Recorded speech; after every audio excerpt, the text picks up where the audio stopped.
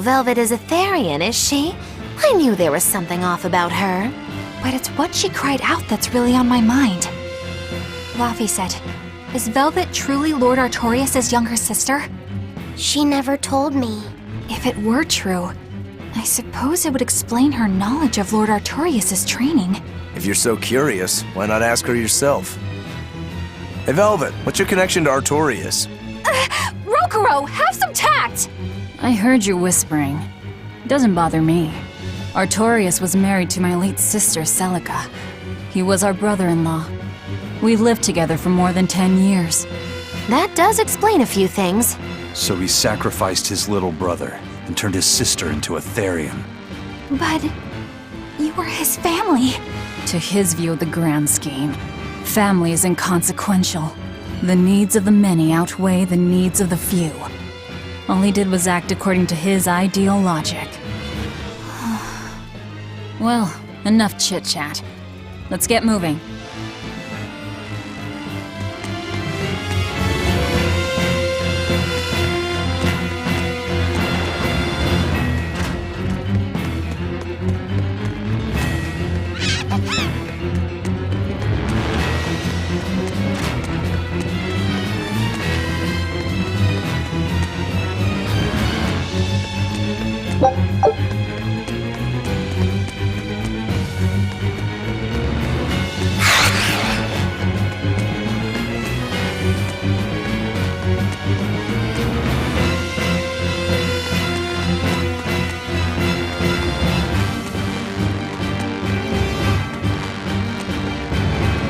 So it turns out that Velvet is a Therian who consumes malevolence. And too much malevolence is what changes people into demons. Strong enough malevolence can persist after the person who created it dies, turning their corpse or spirit into a raging monster. That's how undead and phantom demons come about. Then the demons Velvet killed turned back into humans because she devoured their malevolence. Yeah, and consequently, they avoided becoming undead or anything like that. So she saved them. Well, I mean, a corpse is a corpse, of course. Do you think she could devour only the malevolence and turn a living demon human again? Unfortunately, that's impossible due to malevolence's self-reinforcing nature. When Therians are connected to Enominat through an Earth Pulse point, they seem to be able to absorb small concentrations of malevolence from the surrounding area and inhibit the creation of new demons. But any human who builds up enough malevolence to turn into a demon will keep producing malevolence as long as they live. That's right. To devour any malevolence, I need to cut it off at the source. That's how my powers work. Velvet, I'm sorry. I don't mind it. Actually, I find it convenient. This way, I'll never forget my hatred for Artorias. Plus, as long as you stay away from an Earth Pulse point, you get to keep the power of any malevolence you consume. Fuel for my hatred, yes.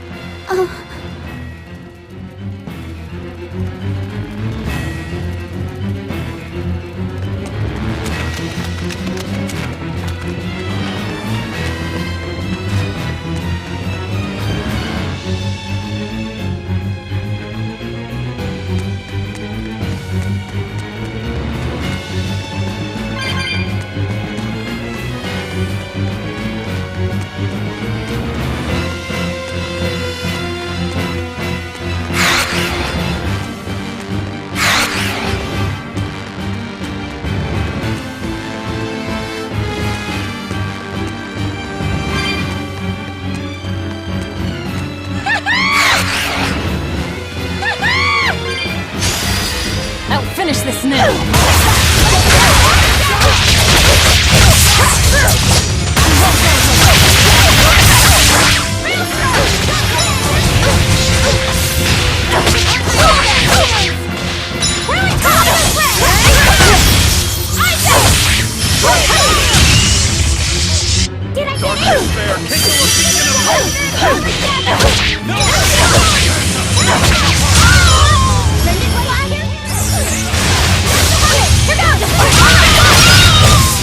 We're finished here.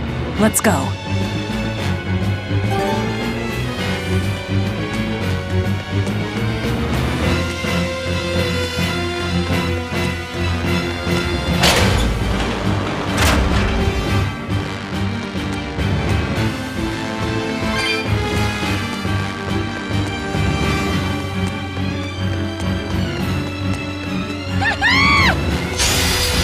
finish this now!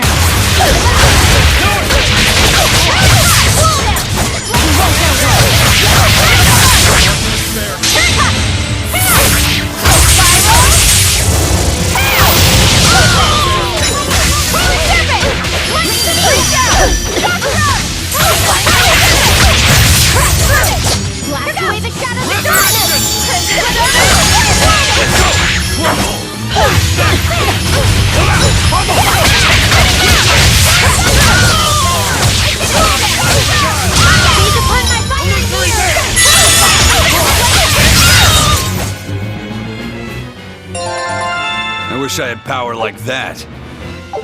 I'd forget about it.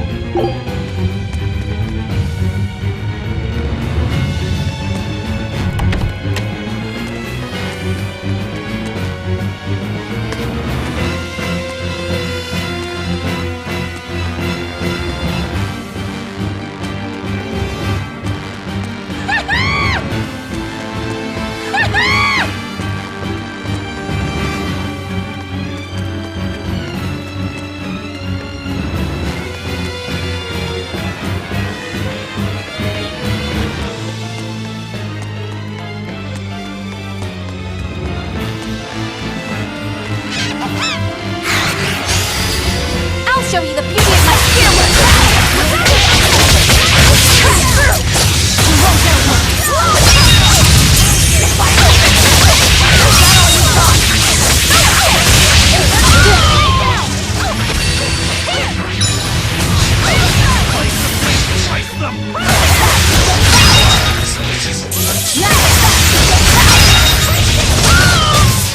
This fight is over!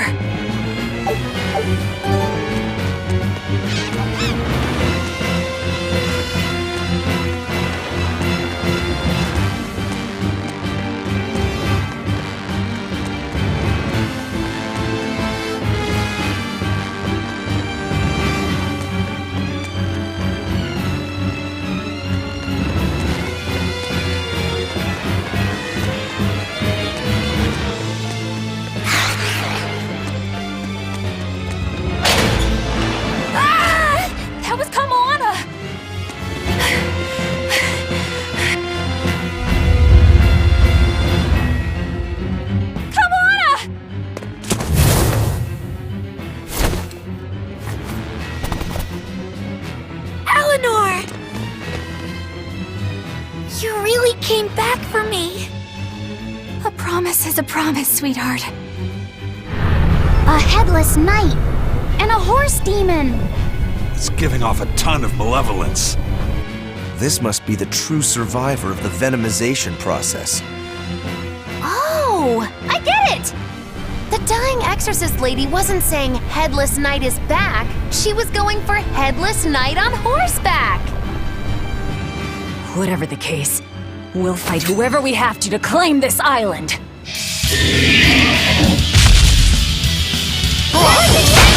Now I can't help but wonder how the horse is named.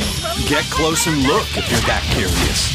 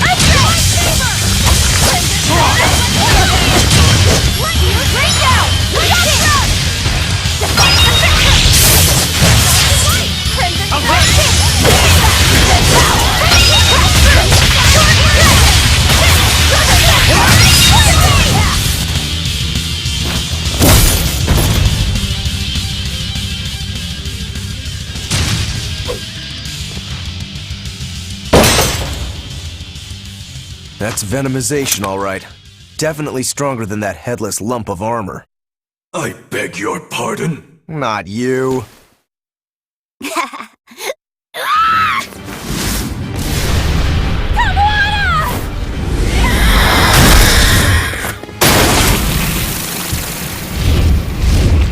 demon from the villa? No, look! It's absorbing the malevolence. It's a Therian. Actually, that hawk is Griffin, my one and only friend. A damned Therian. So that's what Tabitha meant when she said we'd find out shortly. But Your Highness, why do you have a Therian? It's like I said, Griffin has been my dear friend ever since I was a child.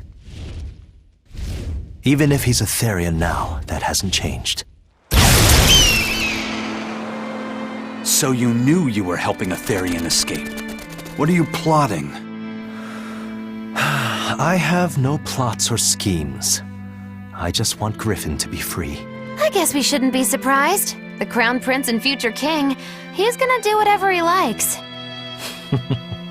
I suppose I am at that. But if I am, it's the first time I've ever been allowed a choice of my own. When you're a prince, you're not a person. You're an institution, one designed to serve the state and its people. Say, for instance, you're doing your law studies and your back suddenly itches. What do you do? I mean, I'd scratch it. Who wouldn't? When I did that, my tutor gave me a whipping so hard the blood ran down my back. The reason being that I prioritized a personal feeling, that is to say, my itch, over my studies in service of the state. Seeing Griffin lay claim to the skies let me imagine my own freedom. It was my lone solace over the years. But then, he turned out to be responsive to Innominat's power. I take it the Midgand royal family is well aware that the Abbey is creating Therians. Of course. How could we not?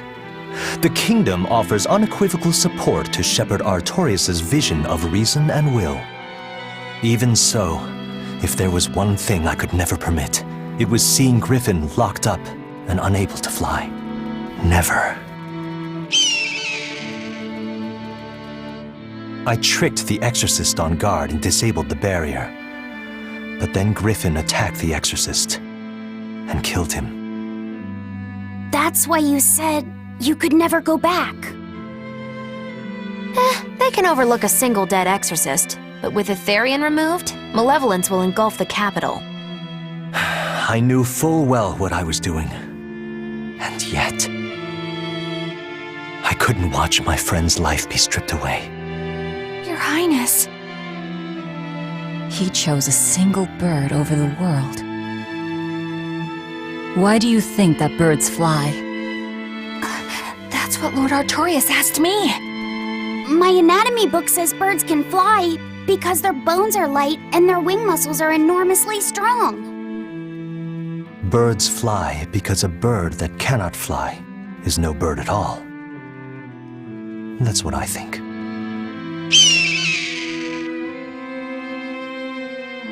I understand now. As long as you remain on this island, you may do as you please. But if you try to escape, I'll kill you. That should work. This way we'll have him on hand if we ever need a hostage. Understood. I appreciate you letting Griffin and me stay here. Well, now that that's taken care of, let's build ourselves a hideout.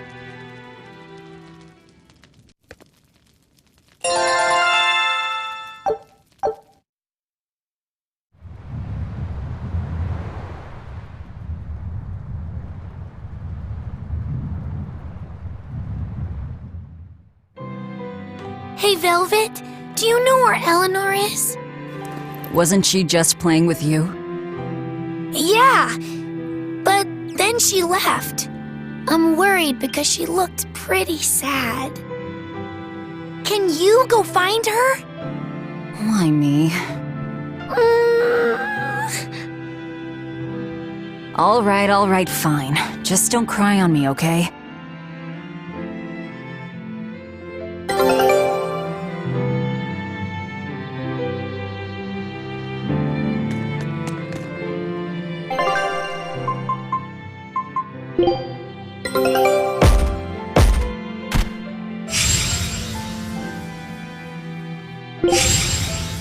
Thank you.